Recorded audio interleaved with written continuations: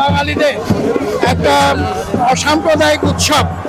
এখানে অল্প শ্রেণীর মানুষ এবং দেখা যাচ্ছে যে আমাদের যে ব্রাহ্মণ, ক্ষত্রিয়, শূদ্র, বৈশ্য সবাই একাকার হয়ে যায় ভগবানের সেবায়।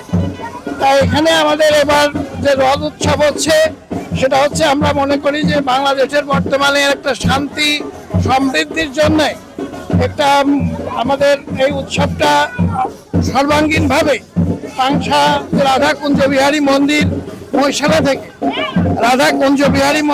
মহিশালা থেকে আমরা যাব পালনানপুর মহাপ্রভুর মন্দিরে এবং এখানে নারী পুরুষ সকল শ্রেণীর মানুষ এবং এই যে আমাদের দাদা আছেন বাবু বিধানচন্দ্র বিশ্বাস, সদস্য সচিব উদযাপন পরিষদ, উনি আছেন। যাত্রা আমাদের সনাতনীদের একটা দীর্ঘ যুগ যুগ ধরে এটা হয়ে আসছে।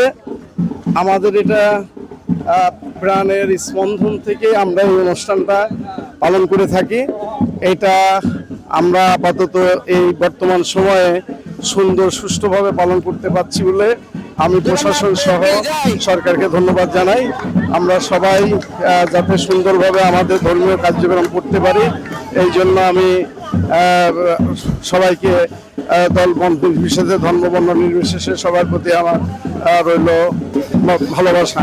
আমরা যেন ভ্রাতৃত্বের বন্ধনে আবদ্ধ হয়ে আমরা যার যার ধর্ম সুন্দরভাবে সাবলীনভাবে আমরা পালন করতে পারি। সবাইকে ধন্যবাদ। রথযাত্রা আপনার কেমন মজা লাগছে? ভালো মজা লাগছে, আমাদের সুন্দর লাগছে, অনেক মজা লাগছে। ভালো হচ্ছে আমাদের পাংশা, কোনো সমস্যা নাই।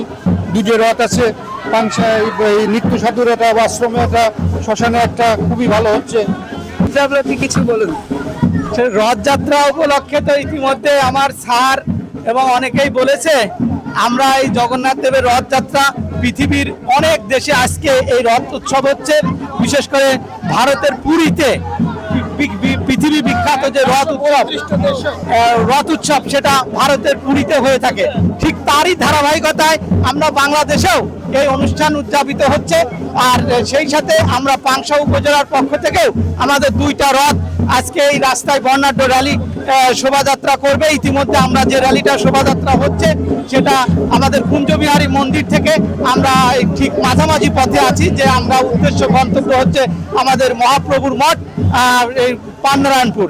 ঠিক এর কিছুক্ষণ পরেই বিকেল 5টা থেকে আমাদের পাংশার যে কেন্দ্রীয় রথ, সেই রথটা পাংশা আদি মহাশ্মশান থেকে রওনা হয়ে সেটা পাংশা শিব মন্দিরের উদ্দেশ্যে রওনা হবে এবং এখানে আমাদের অনেক ভক্ত সমাগম হয়েছে।